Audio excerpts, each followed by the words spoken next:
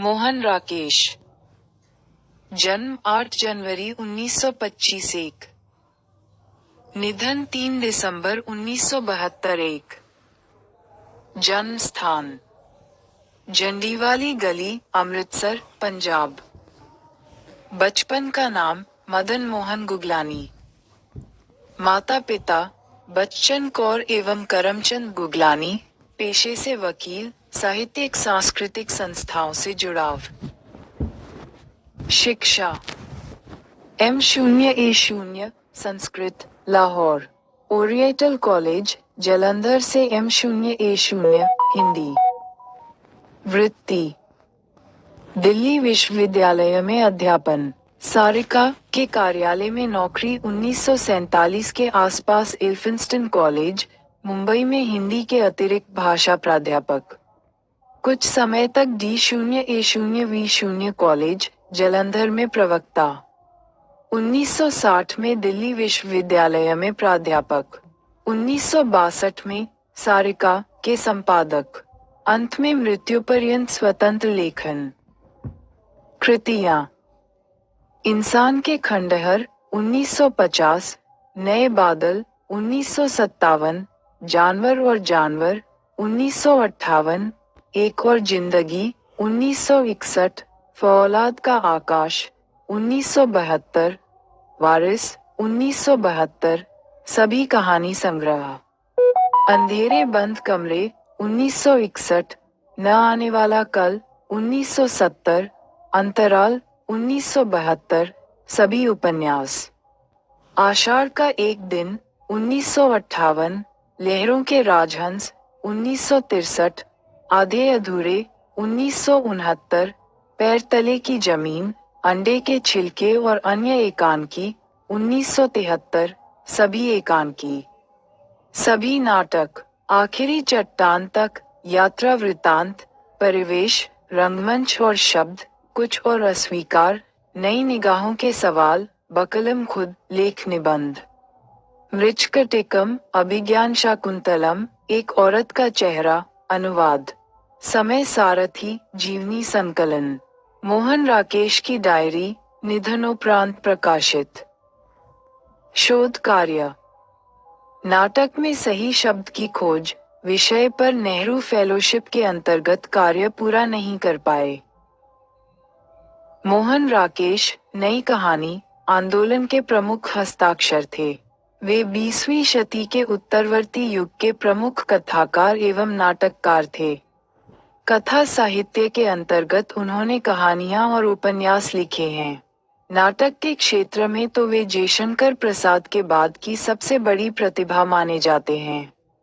आधुनिक हिंदी नाटक और रंगमंच की युगांतरकारी प्रतिभा के रूप में वे अखिल भारतीय ख्याति अर्जित कर चुके हैं। हिंदी का आधुनिक रंगमंच उन्हें अपना प्रमुख प्रेरणा पुरुष मानता है। वे रंगकर्मी, अभिनेता या रंगनिर्देशक नहीं थे, महज नाटककार थे, किंतु उनके नाटकों की परिकल्पना इतनी ठोस, जटिल और आधुनिक रंग संकल्पना को सर्जनात्मक रूप से उत्तेजित करने वाली थी कि आधुनिक रंगमंच का हिंदी में जो नवीन संगठन संयोजन हुआ उस पर मोहन राकेश की निर्णायक छाप पड़ी। इतना ही नहीं, हिंदी में उनके समकालीनों में अनेक लोगों ने आधुनिक विषय वस्तु, कथ्य और रंग ढंग के जो नाटक लिखे उनके पीछे इस क्षेत्र में अपने कार्यों से मोहन राकेश द्वारा लाई गई हलचल की प्रत्यक्ष या परोक्ष प्रेरणा है।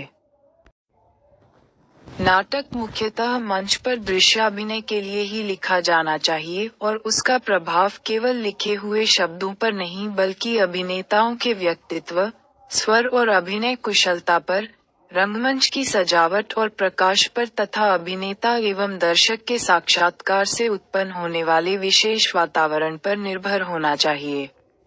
नाटक का लिखित रूप बहुत महत्वपूर्ण है, किंतु दृश्याभिनय का संपूर्ण प्रभाव देने वाले अनेक उपकरणों में से वह केवल एक उपकरण है। इन सच्चाइयों को मोहन राकेश ने अपने दृष्टिपथ और चिंता केंद्र में रखा और नए ढंग के नाटकों की रचना की। वे अपने असामयिक निधन के समय तक नाटक और रंगमंच की संश्लिष्ट भूमि से जुड़ी समस्याओं को लेकर शोधरत थे। 19वीं शती के उत्तरार्ध में पश्चिमी देशों में आधुनिक नाटकों का जन्म और विकास हुआ। तब से लेकर अब तक यूरोप और अमेरिका में नाटक और रंगमंच के क्षेत्र में विपुल प्रयोग हुए। इससे नाटक और मंच दोनों ही क्षेत्रों में युगांतरकारी परिवर्तनों के अनेक चरण घटित हुए। मोहन राकेश इस विश्व परंपरा को अपने ढंग से आत्मसात करते हुए आगे बढ़े। उनके नाट्यलेखों में मंचसज्जा या दृश्यबंध, वेशभूषा, रूप सज्जा, रंग संगीत और प्रकाश, इन सब की चेतना बराबर रहती आई है। उन्होंने हिंदी नाटक को अंधेरे बंद कमरों से बाहर निकालकर युगों के रोमानी ऐन्द्रजालिक सम्मोहन से उबारा तथा एक नए दौर के साथ उसे जोड़कर दिखाया। यहाँ प्रस्तुत एकांकी उनकी पुस्तक अंडे के छिलके तथा अन्य एकांकी से ली गई है। एकांकी, जैसा नाम से ही स्पष्ट है, एक अंक की बहुत छोटी रचना है और उसकी तुलना प्रायः कहानी से की जाती रही है। मोहन राकेश की इस मार्मिक रचना में निम्न मध्यवर्ग की एक ऐसी माँ बेटी की कथावस्तु प्रस्तुत है जिनके घर का इकलौता लड़का सिपाही के रूप में द्वितीय विश्व युद्ध के मोर्चे पर बर्मा में लड़ने गया है। वह अपनी माँ का इकलौता बेटा और विवाह के लिए तैयार अपनी बहन का इकलौता भाई है। उसी पर घर की पूरी आशा टिकी हुई है। वह लड़ाई के मोर्चे से कमाकर लौटे तो बहन के हाथ पीले हो सकें। माँ एक देहाती भोली स्त्री है। वह ये भी नहीं जानती कि बर्मा उसके गांव से कितनी दूर है और लड़ाई कैसी और किनसे किस लिए हो रही है। उसका अंजाम ऐसा भी हो सकता है कि सब कुछ खत्म हो जाए, ऐसा वह सोच भी नहीं सकती। माँ और छाया की तरह उससे लगी बेटी के भीतर की वह आशा जो बेटे से जुड़ी हुई है, अनेक रूप रंग ग्रहण करती है। उसकी संपूर्ण नाटकीयता और रंग संभावनाओं का लेखक ने सधे हाथों ऐसा उद्घाटन किया है कि रचना के अंत में एक अपार विषाद मन पर स्थायी प्रभाव छोड़ जाता है। 66 तू हवा और पानी का साथी है, उनके साथ मिलकर उनकी तरह ही जी। जीवन में ख्याति या प्राप्ति तेरी उपलब्धि नहीं है, तेरी उपलब्धि तेरी खोज है। खोज और जी। मोहन राकेश। सिपाही की माँ। पात्र: बिशनी, मुन्नी, कुंती, दीनू। एक लड़की, दो लड़की। मानक, सिपाही। देहात के घर का आंगन अंधेरा और सीलदार। आंगन के बीचों बीच एक खस्ताहाल चारपाई पड़ी है। एक और वैसी ही चारपाई दीवार के साथ रखी है। दाएं कोने में 2-3 मिट्टी की हिंडियां पड़ी हैं। सामने एक लकड़ी का टूटा हुआ दरवाजा है जो घर के अंदर खुलता है। दरवाजे पर एक अंगोछा और चारपाई पर एक फटी हुई धोती सूख रही है। बाईं ओर बाहर जाने का रास्ता है जिसमें किवाड़ नहीं है। पर्दा उठने पर बिशनी चारपाई के पास मोड़े पर बैठी चरखे पर सूत काटती दिखाई देती है। उसके चेहरे पर झुर्रियां पड़ी हैं और बाल सब सफेद हो चुके हैं। मुन्नी, उसकी 14 बरस की लड़की, बाहर की चौखट से सटकर खड़ी है। उसकी हरे रंग की सलवार कमीज बहुत मैली हो रही है। कुछ क्षण चरखे की आवाज और कबूतरों की गुटगुन सुनाई देती है। बीच बीच में बिशनी थोड़ा खांस लेती है। फिर घोड़ागाड़ी के दूर से आने और रुकने का शब्द सुनाई देता है। मुन्नी, बिशनी। पीछे की ओर मुड़कर उत्तेजित स्वर से, डाक वाली गाड़ी आ गई, माँ। मैं अभी चिट्ठी पूछ कर आती हूँ। मुन्नी बाहर चली जाती है। बिशनी आंखें मूंदकर हाथ जोड़ लेती है। कबूतरों की गुटगुन का स्वर पहले तेज होकर फिर मंद हो जाता है। बिशनी आंखें खोलकर दरवाजे की ओर देखती है। मुन्नी निराश और थकी सी लौटकर आती है। क्यों री, डाक वाली गाड़ी ही थी? मुन्नी, हाँ, डाक वाली गाड़ी ही थी। घोड़ागाड़ी के चलने और क्रमशः दूर होने का शब्द सुनाई देता है। मुन्नी बिशनी के मोड़े के पास फर्श पर बैठ जाती है। बिशनी के चेहरे की रेखाएं गाढ़ी हो जाती हैं। सांस लेकर, आज भी चिट्ठी नहीं आई। जाने भाग में क्या लिखा है। मुन्नी, आज सिर्फ चौधरी का पिल्सन का मनियाडा आया है और कोई चिट्ठी नहीं आई। बिशनी, ये मुए जाने चिट्ठी रास्ते में रख लेते हैं कि क्या करते हैं। मेरा मानक तो ऐसा नहीं कि 2-2 महीने चिट्ठी ही न लिखे। पहले हर 15वें रोज चिट्ठी आ जाती थी। अब की न जाने कौन पहाड़ रास्ते में खड़ा हो गया है। कम से कम अपनी राजी खुशी तो लिख देता।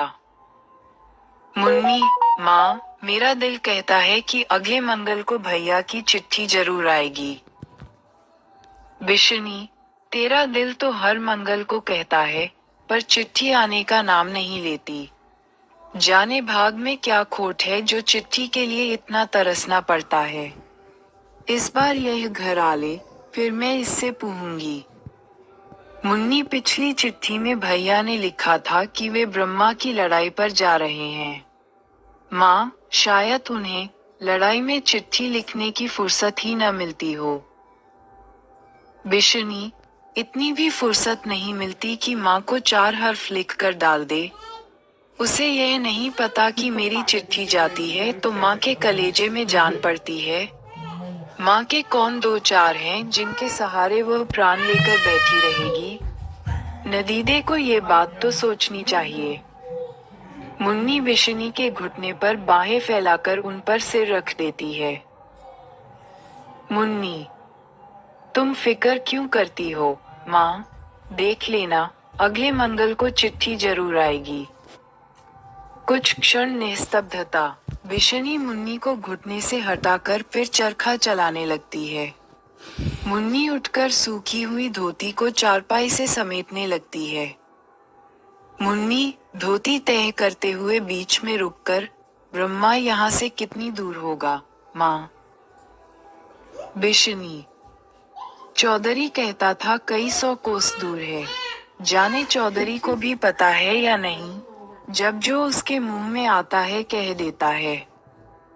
मुन्नी, चौधरी यह भी कहता है कि वहाँ गाड़ी मोटर नहीं जाती, पानी वाले जहाज में बैठकर वहाँ जाते हैं।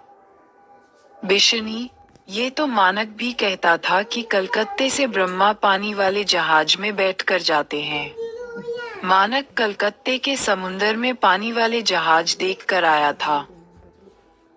मुन्नी, ब्रह्मा से चिट्ठी भी तो फिर, माँ, जहाज में ही आती होगी। अगर हमारी चिट्ठी वाला जहाज डूब गया हो तो। बिशनी, ऐसी काली जबान न बोल। मुंह अच्छा ना हो तो बात तो आदमी अच्छी करे। मानक कहता था कि जहाज इतना बड़ा होता है कि हमारे जैसे 4 गांव एक जहाज में आ जाएं। इतना बड़ा जहाज कैसे डूब सकता है? मुन्नी, संकोच के साथ, माँ, पता नहीं सच है या झूठ, पर चौधरी कहता था कि हर रोज कोई ना कोई जहाज डूब जाता है। बिशनी, चौधरी एक लड़ाई में क्या हो आया है, दुनिया भर की सारी अकल उसके पेट में आ गई है। वह यहाँ बैठा ही सब कुछ जानता है। अपनी तिरिया के चरित्र का पता नहीं, जहाज डूबने का पता है। मुन्नी धोती तय करके अंदर ले जाती है। बाहर से पड़ोसिन कुंती आंगन में आती है। अधेड़ होने पर भी उसके चेहरे पर स्वास्थ्य की लाली झलकती है।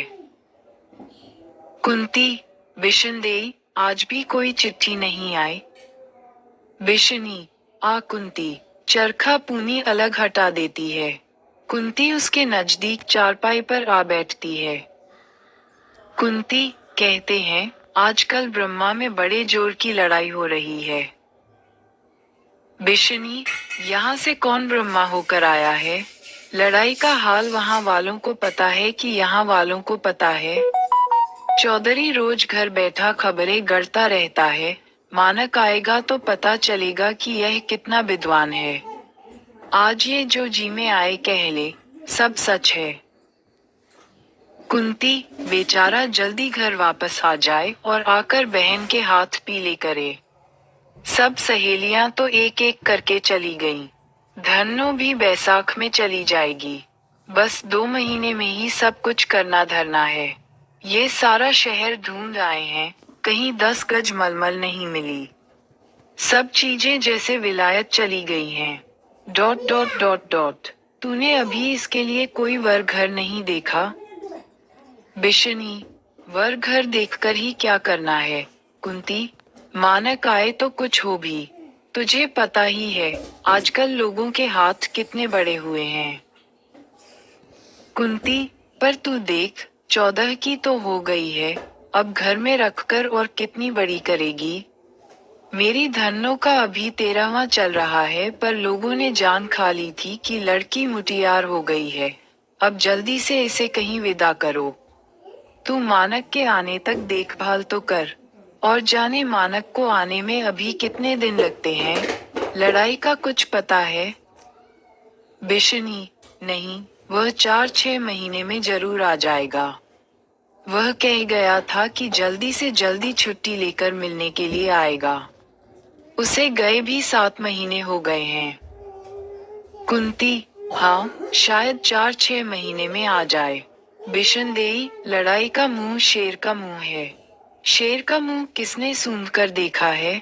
लड़की तो देखते देखते तार हुई जा रही है। तू कहे तो मैं कहीं खोज खबर करती हूँ। मानक जाने साल में आता है कि 6 महीने में आता है कि। दीनू कुम्हार, हड्डियों का चलता फिरता ढांचा सा, बाहर से हांफता हुआ आता है। उसके सिर के और दाढ़ी के बाल आए पक चुके हैं। हाथ मिट्टी में सने हैं। दीनू, मुन्नी की माँ, आज तो हद हो गई।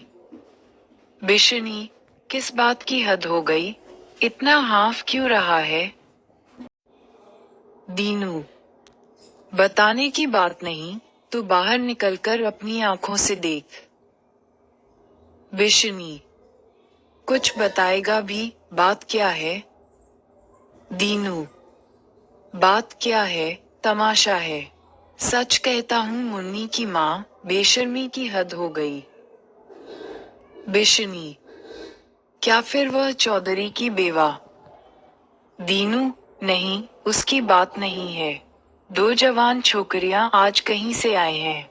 उनका ऐसा पहरावा है कि तुमसे क्या कहूँ। रंग काला है पर बिल्कुल मेमो की तरह टिट फिट चलती है। और घर घर जाकर आटा दाल मांग रही हैं। इतनी जिंदगी चली गई, पर ऐसी बेशर्मी कभी नहीं देखी। दीनू बाहर की ओर झांक कर देखता है। मुन्नी अंदर आ जाती है। दीनू, मुड़कर, वे तेरे घर की तरफ ही आ रही हैं। मुन्नी को अंदर भेज दे, मैं जाकर चौधरी को खबर सुना दूं। दीनू बाहर चला जाता है। बिशनी, कुंती और मुन्नी उत्सुक आंखों से बाहर की ओर देखती हैं। 2 बर्मी लड़कियां बाहर से आती हैं। वे जांघों तक लंबे मैले फ्रॉक पहने हैं। दोनों के हाथों में एक एक थैला है। कुंती, बिशनी के कान में फुसफुसाकर, ये लड़कियां क्रिस्तान हैं। बिशनी उसका मतलब न समझकर प्रश्न भरी नजरों से उसकी ओर देखती है। कुंती, उसी स्वर में, क्रिस्तान होती है जो मर्दों को घरों में रखती हैं और आप बाहर घूमती हैं।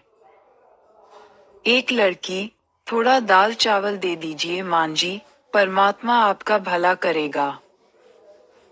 2 लड़की, हम रिफ्यूजी हैं मां जी, बहुत दूर से भूखे प्यासे आ रहे हैं।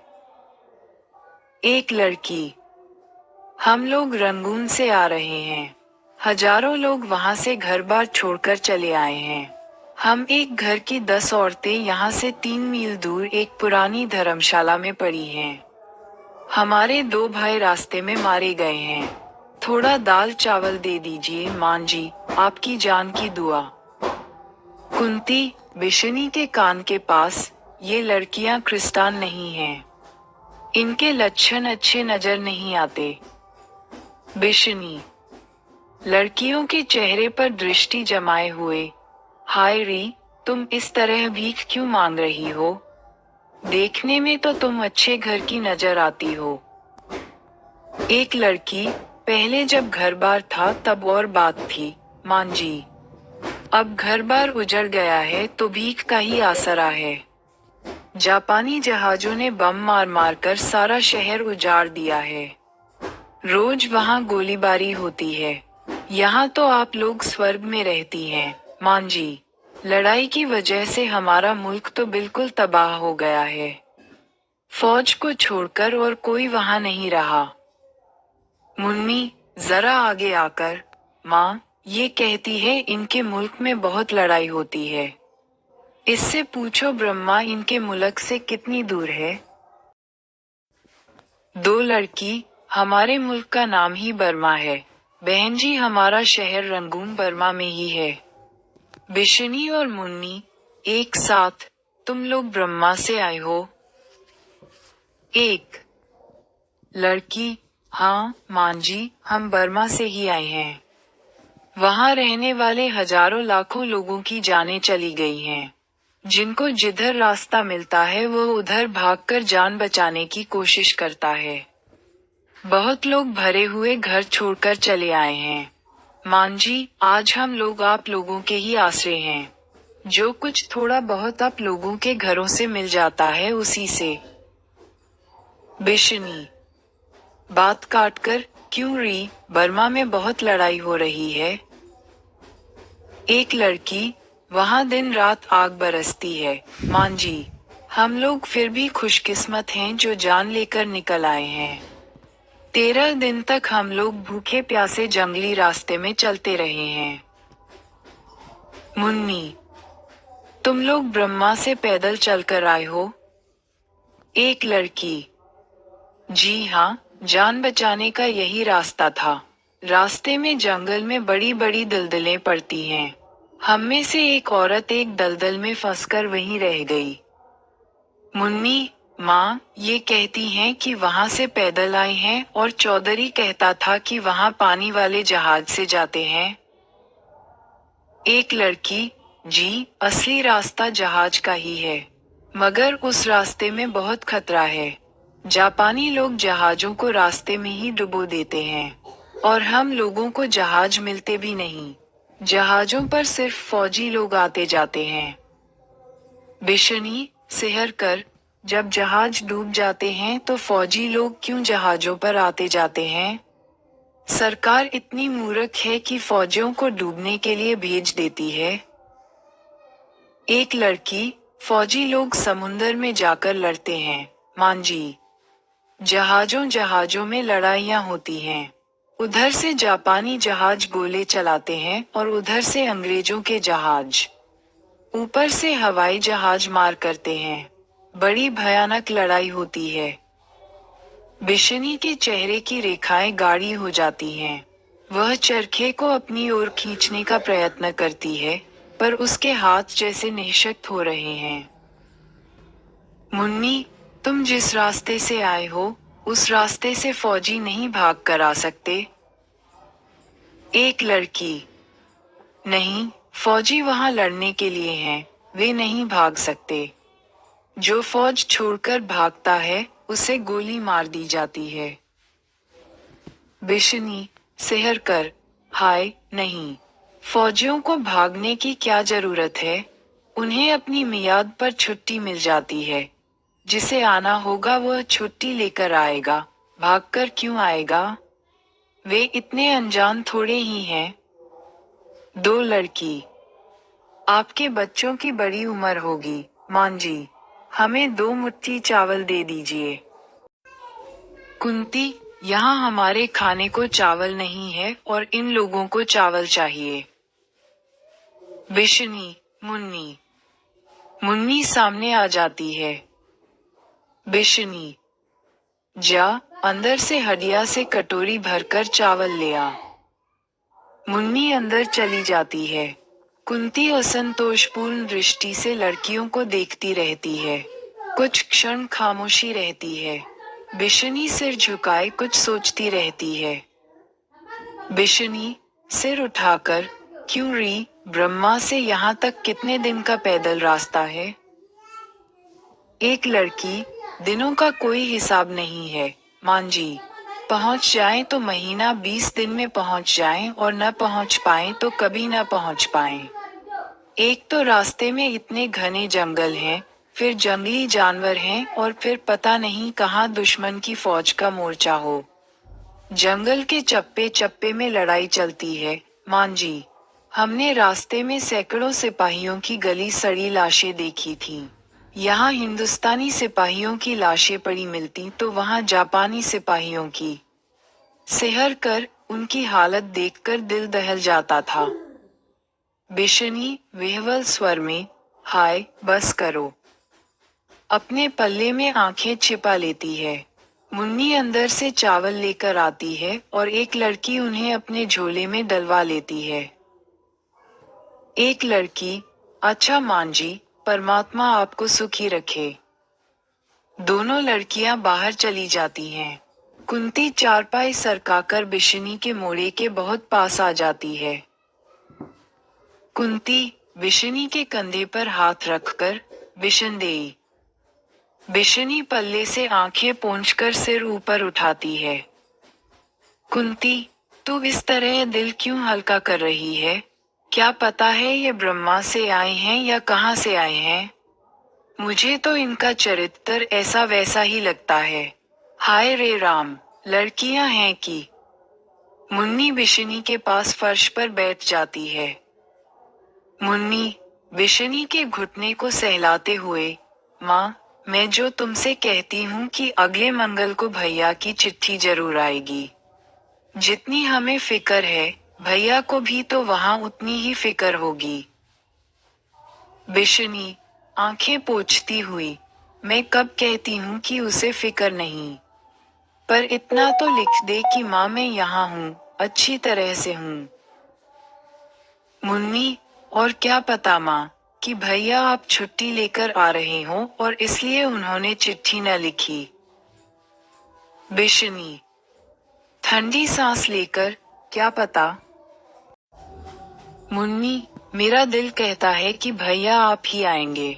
बिशनी कुछ न कहकर उसके सिर पर हाथ फेरने लगती है। कुंती, अपनी ही सोच से जागकर ये लड़कियां इतनी बड़ी हो जाती हैं, फिर भी इनके घरवाले इनका ब्याह नहीं करते। बिशनी, क्या मालूम। मुन्नी की ठुड्डी उठाकर उसका चेहरा देखती रहती है, फिर उसका माथा चूमकर उसे साथ सटा लेती है। बिशनी, तेरा दिल ठीक कहता है, बेटी। चिट्ठी न आए तो वह आप ही आएगा। मुन्नी लाड़ से माँ के गले में बाहें डाल देती है। बिशनी उसे चूमकर और साथ सटा लेती है। पर्दा गिरता है। दूसरा दृश्य। वही आंगन, समय रात। दोनों चारपाया आंगन में बिछी हैं। दाएं ओर की चारपाई पर मुन्नी हथेलियों पर चेहरा टिकाए बैठी है। उस चारपाई पर ओढ़ने के लिए एक फटी हुई लोई रखी है।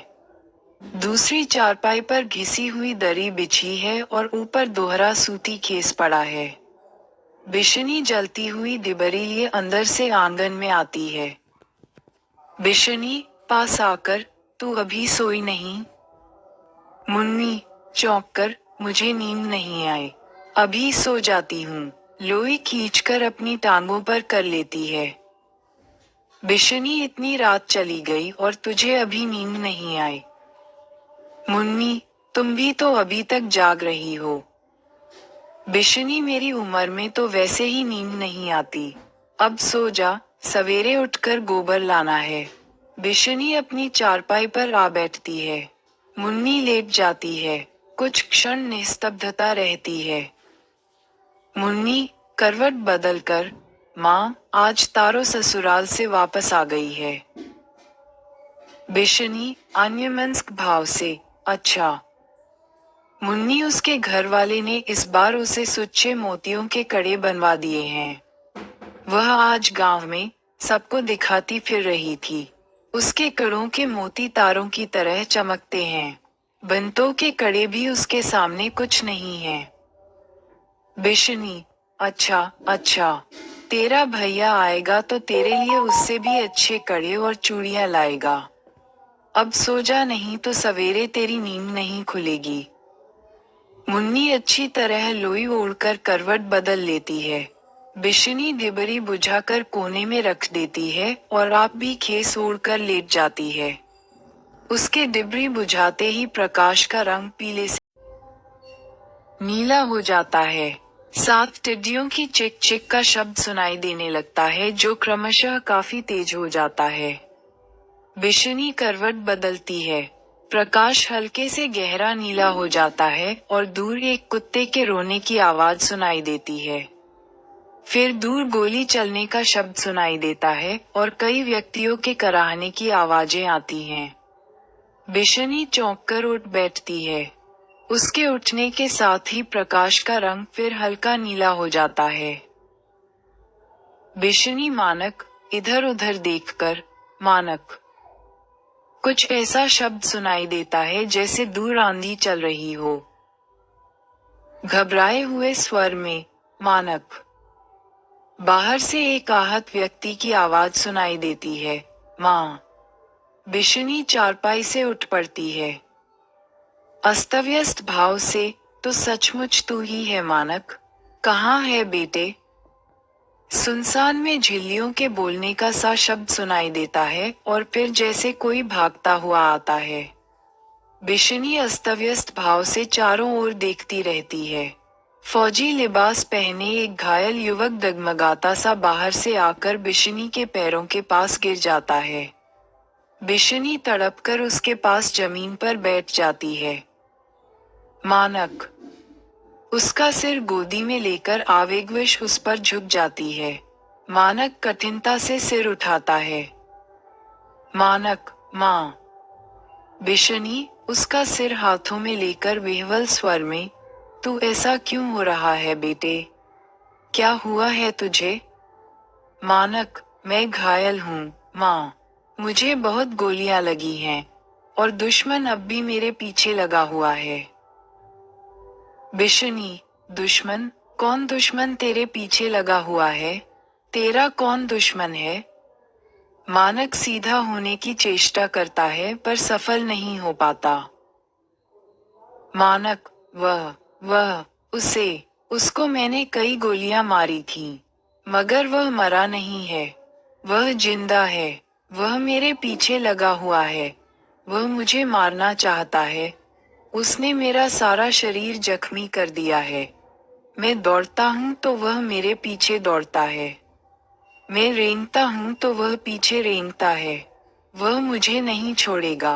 वह बड़ा खतरनाक है। पानी।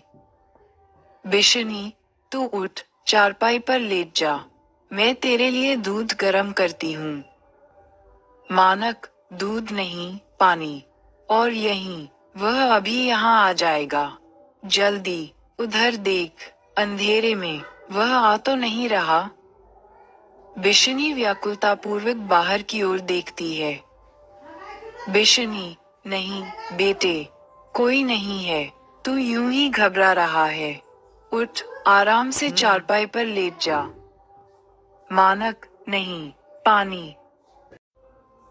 बिशनी पल भर असमंजस में रहकर उसे छोड़कर उठ खड़ी होती है और अंदर चली जाती है। 2 क्षण बाद वह पीतल के गिलास में पानी लिए हुए बाहर आती है। उसके हाथ कांप रहे हैं। बिशनी, ये ले बेटे, पानी आराम से पीना, छोटा छोटा घूंट करके। निरे हाल पानी पेट में जाकर लगता है। पहले थोड़ा कुछ खा लेता। मानक, नहीं, मेरी भूख मर गई है, माँ, मुझे अब भूख नहीं लगती। पानी। बिशनी गिलास लिए हुए उसके पास बैठ जाती है। मानक गिलास उसके हाथ से लेकर गटागट पानी पी जाता है। उसी समय किसी का हास्य स्वर सुनाई देता है। मानक के हाथ से गिलास गिर जाता है। वह बाहर की ओर देखता है। उधर अंधेरे में एक बंदूक का कुंदा चमकता है। मानक सरक कर माँ के नजदीक हो जाता है। बिशनी उसे बाहों में समेट लेती है। मानक, यह वही है। वह देख, माँ, वह आ गया है। वह देख। अंधेरे में बंदूक का कुंदा आगे की ओर बढ़ता है। साथ फिर हास्य स्वर सुनाई देता है और फौजी लिबास में एक और आकृति प्रकट होती है। बिशनी मानक को साथ सटा लेती है। आने वाला सिपाही पास आकर हंसता है। सिपाही, तू इसे गोद में लिए बैठी है, देखती नहीं, यह मुर्दा है। बिशनी सिर से पांव तक सिहर जाती है। मानक उठने के लिए जद्दोजहद करता है। मानक, ये झूठ कहता है। मैं मुर्दा नहीं हूँ। मैं हिल डुल सकता हूँ, बात कर सकता हूँ। मैं मुर्दा नहीं हूँ। बिशनी, उसे और साथ सटाकर, आश्वस्त स्वर में, हाँ बेटे, तेरी जान के साथ तेरी माँ की जान है। मैं जीती हूँ तो तुझे कैसे कुछ हो सकता है? सिपाही बंदूक का कुंदा मानक के पास ले आता है। सिपाही, इसे कैसे कुछ हो सकता है? मैं अभी इसका शरीर गोलियों से छलनी कर दूंगा। फिर मैं इसकी लाश ले जाकर जंगल में चील और कौओं के आगे डाल दूंगा। हंसता है और बंदूक का कुंदा मानक के बहुत निकट कर देता है। बिशनी कुंदा हाथ से पकड़ लेती है। मानक खड़ा होने की चेष्टा करता है पर लुढ़क कर बिशनी की गोद में गिर जाता है। बिशनी उसे अच्छी तरह छाती से लगा लेती है। सिपाही बंदूक का कुंदा उसके हाथ से छुड़ाकर उसे घूरकर देखता है। तू इसे बचाना क्यों चाहती है? तू इसकी क्या लगती है? बिशनी, मैं इसकी माँ हूँ। मैं तुझे इसे मारने नहीं दूंगी। सिपाही, तू इसकी माँ है? उसे भी घूरकर देखकर, पर तू देखने में तो इस वहशी की माँ नहीं लगती। तुझे पता है, ये लड़ाई में वहशियों की तरह गोलियां चलाता है। इसने न जाने कितने सिपाहियों की जान ली है। यह इंसान नहीं, जानवर है। और तू कहती है कि तू इसकी माँ है। बिशनी, मैं इसकी माँ हूँ। मेरा बेटा वहशी नहीं है। इसने किसी की जान नहीं ली। ये किसी की जान नहीं ले सकता। ये तो मरता हुआ कबूतर भी आंखों से नहीं देख सकता। मैं इसे लड़ाई पर नहीं जाने दूंगी। ये घर में मेरे पास रहेगा। सिपाही, ये घर में रहेगा? Dot dot dot dot dot. मगर ये तो हजारों का दुश्मन है। हजारों इसके दुश्मन हैं। वे इसको खोज रहे हैं।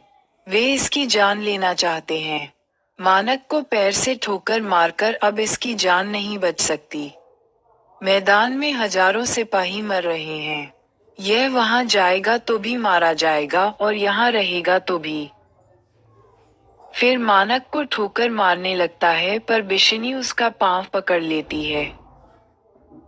बिशनी, नहीं, तू इसे नहीं मार। देख, इसका शरीर कितना घायल है। तू भी तो आदमी है। तेरा भी घर बार होगा। तेरी भी माँ होगी। तू माँ के दिल को नहीं समझता। मैं अपने बच्चे को अच्छी तरह से जानती हूँ। ये दिल का बहुत भोला है। इसकी किसी के साथ दुश्मनी नहीं है। सिपाही हंसता है। सिपाही, इसकी किसी के साथ दुश्मनी नहीं है। ये देख, बटन खोलकर अपना लहू से तरबतर सीना दिखाता है। ये सब घाव इसी के किए हुए हैं। मैं इन घावों से कब का मर चुका होता, लेकिन मैं सिर्फ इसे मारने के लिए जिंदा हूँ। इसे मारे बिना मैं नहीं मरूंगा। बिशनी, तू बात क्यों नहीं समझता? मैं इसकी माँ हूँ। मैं इसे अच्छी तरह जानती हूँ। ये किसी दुश्मनी से लड़ाई में नहीं गया। इसे मैंने लड़ाई में भेजा था। इसकी बहन अब ब्याहने जोग हो गई है। 6 महीने साल में हमें उसका ब्याह करना है। हमारे घर की हालत बहुत खराब है। अगर लड़की के ब्याह की चिंता न होती तो हम लोग आधा पेट खाकर रह लेते, पर मैं कभी इसे लड़ाई पर न भेजती।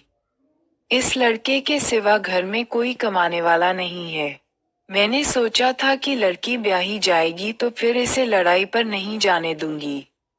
फिर मैं इसका भी ब्याह कर दूंगी और इसे अपने पास घर में रखूंगी। मुझे क्या पता था कि लड़ाई में जाकर इसकी यह हालत हो जाएगी। आज यह इस हाल में घर आया है। मैं इसे आज अपने से कैसे अलग कर सकती हूँ? इसकी जगह तू होता तो तेरी माँ तुझे अपने से अलग होने देती? सिपाही, मेरी माँ। जरा सा हंसकर, मेरी माँ अब पागल हो गई है। वह रोज मेरी मौत का इंतजार करती है। वह हंसकर कहती है कि थोड़े दिनों में मेरे बेटे की लाश घर आएगी। मेरी बीबी ने अभी से बेवा का स्वांग बना लिया है। उसने मुझे लिखा है कि जिस दिन वह मेरे मरने की खबर सुनेगी उस दिन गले में फांसी लगाकर मर जाएगी। उसके पेट में 6 महीने का बच्चा है। उसके साथ ही वह भी मर जाएगा। फिर से सीना खोलकर दिखाता है। और तेरे लड़के ने देख मेरा क्या हाल किया। यह अभी भी मेरे खून का प्यासा है। इसकी आंखों को देख। इसकी आंखों में तुझे वहशियाना चमक दिखाई नहीं देती? बिशनी। नहीं नहीं, इसकी आंखें ऐसी नहीं हैं। इस समय इसकी आंखें ऐसी लगती हैं। पर इनका असली रंग ऐसा नहीं है। सिपाही। तू इसकी आंखों का रंग नहीं पहचानती। तू इसकी माँ है, पर तू इस रंग का मतलब नहीं जानती। इसकी आंखों में दुश्मनी है। जब तक मैं सामने हूँ इसकी आंखों का रंग नहीं बदलेगा। देख, ये कैसे आंखों में खून भरकर मुझे देख रहा है। मानक सहसा अपने को झटक कर उठ खड़ा होता है। वह सिपाही का गला दबाने के लिए उस पर झपटना चाहता है, पर सिपाही झट से बंदूक का कुंदा फिर तान देता है। बिशनी जल्दी से बंदूक के कुंदे के आगे आ जाती है। बिशनी। नहीं, तू इसे नहीं मारेगा। तुझे तेरी माँ की सौगंध, तू इसे नहीं मारेगा। सिपाही। मैं इसे नहीं मारूंगा तो यह मुझे मार देगा। तू यही चाहती है? बिशनी। नहीं, ये तुझे नहीं मारेगा। मैं इसकी माँ हूँ। मैं इसे जानती हूँ। ये तुझे कभी नहीं मारेगा। मानक। विभत्स स्वर में, मैं इसे नहीं मारूंगा, रौद्र भाव से आगे बढ़ता हुआ। नहीं, मैं इसे जरूर मारूंगा। मैं अभी इसके टुकड़े टुकड़े कर दूंगा। आगे बढ़कर सिपाही को धक्का देता है जिससे वह लड़खड़ाकर पीछे गिर जाता है और बंदूक उठा लेता है और उसका कुंदा सिपाही के सीने की ओर तान देता है। मैं वहशी हूँ। मैं जानवर हूँ। मैं वहशी और जानवर से भी बढ़कर हूँ। इस तरह मेरी तरफ क्यों देख रहा है? उठकर मुझे ठोकर लगा। उसी तरह हंसता है जैसे वह सिपाही हंस रहा था। बिशनी जल्दी से बंदूक के कुंदे के सामने आ जाती है। बिशनी नहीं मानक, तू इसे नहीं मारेगा। ये भी हमारी तरह गरीब आदमी है। इसकी माँ इसके पीछे रो रो कर पागल हो गई है। इसके घर में बच्चा होने वाला है। यह मर गया तो इसकी बीवी फांसी लगाकर मर जाएगी। मानक बिशनी को झटक कर बीच में से हटा देता है। मानक। मैं इसे नहीं छोड़ूंगा। ये दुश्मन है। मैं इसको अभी मार दूंगा, अभी। यहाँ। बिशनी। नहीं मानक, तू इसे नहीं मारेगा।